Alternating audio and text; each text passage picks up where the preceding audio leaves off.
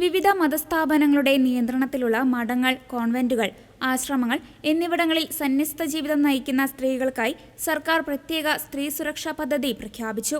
പദ്ധതിയുടെ അർഹതാ മാനദണ്ഡങ്ങൾ നിശ്ചയിച്ചുകൊണ്ടുള്ള ഔദ്യോഗിക ഉത്തരവ് സർക്കാർ പുറപ്പെടുവിച്ചു. സംസ്ഥാനത്തെ സാമൂഹ്യ സുരക്ഷാ പെൻഷന് തുല്യമായ തുകയാണ് ഈ പദ്ധതിയിലൂടെ ഗുണഭോക്താക്കൾക്ക് പ്രതിമാസം ലഭിക്കുക.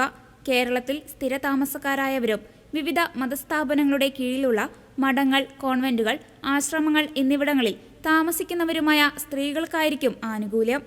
അപേക്ഷകർ 50 വയസ്സ് പൂർത്തിയായവരും അവിവാഹിതരുമായിരിക്കണം. സ്വന്തം പേരിൽ 2 ഏക്കറിൽ കൂടുതൽ ഭൂമി ഉണ്ടാകാൻ പാടില്ല.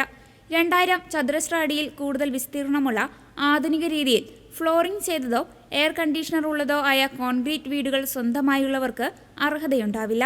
1000 cc കൂടുതൽ എഞ്ചിൻ കപ്പാസിറ്റിയുള്ള ടാക്സി അല്ലാത്ത 4 ചക്ര വാഹനങ്ങൾ സ്വന്തമായി ഉണ്ടാകരുത്. സർക്കാർ സർവീസിൽ നിന്നോ പൊതുമേഖലാ സ്ഥാപനങ്ങളിൽ നിന്നോ ശമ്പളമോ സർവീസ് പെൻഷനോ ലഭിക്കുന്നവർ പദ്ധതിക്ക് പുറത്തായിരിക്കും. നിലവിൽ മറ്റ് സാമൂഹ്യ സുരക്ഷാ പെൻഷനുകളോ ക്ഷേമനിധി പെൻഷനുകളോ വാങ്ങുന്നവർക്കും അർഹതയില്ല.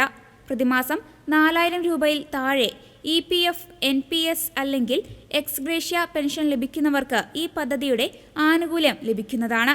കേന്ദ്ര സംസ്ഥാന സർക്കാരുകളിലോ മറ്റ് സർക്കാർ നിയന്ത്രിത സ്ഥാപനങ്ങളിലോ സ്ഥിരമായ കരാർ അടിസ്ഥാനത്തിലോ ജോലി ലഭിക്കുന്നതോടെ പദ്ധതിയുടെ ആനുകൂല്യം റദ്ദാക്കപ്പെടും. ഓരോ സമയത്തും സംസ്ഥാനത്ത് നിലവിലുള്ള സാമൂഹ്യ സുരക്ഷാ പെൻഷൻ തുകയാണ് ഈ പദ്ധതിയിലൂടെയും വിതരണം ചെയ്യുക. മതസ്ഥാപനങ്ങളിൽ താമസിക്കുന്ന നിർധനരായ സന്യസ്തർക്ക് വലിയ ആശ്വാസമാകുന്നതാണ് സർക്കാരിന്റെ ഈ പുതിയ നീക്കം.